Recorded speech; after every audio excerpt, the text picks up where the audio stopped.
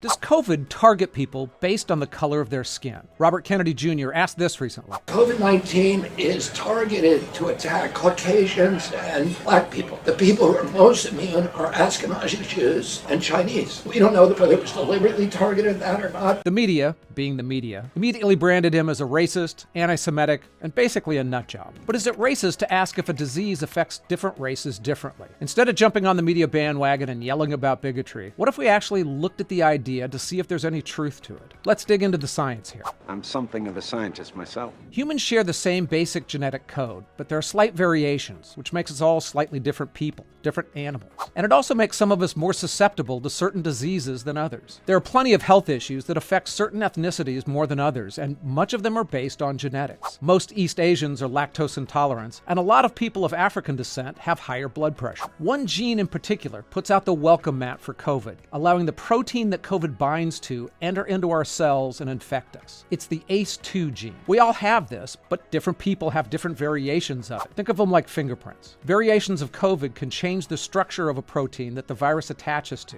which makes it more or less potent. Now we get to the really interesting part. Is this gene different in white people or black people or Asians? Well, some studies that looked at these variations of genes found that different mutations were in different people. Some of the mutations increase the ability of the gene to bind itself with the COVID virus. Others decrease it. There's a lot of overlap among different ethnic groups, but some studies showed that those differences did make a difference. I found two studies in particular that looked at this in depth. One focused on 6 different variants of the gene. The most common variant was found in Ashkenazi Jewish people, and it makes the virus a bit less sticky to our cells. That means they're less likely to get infected to develop serious symptoms. On the other hand, more than 1% of East Asians had a variant that makes the virus stickier to cells. Another stickier gene was found mostly in African and African Americans at rates of about 0.4 and 0.5% respectively. Finally, the 2 variants that stick to our cells the strongest were most common in Europeans. Another study that concentrated on Europeans found similar things. So it does seem that COVID, beyond how much people are affected by the disease, actually has variations of the genetic code and your susceptibility to get that disease. Now, all that said, this is still a really new disease as far as diseases go, and a lot of the science we've already seen has gotten disproven, and this might be too. Now, to be clear,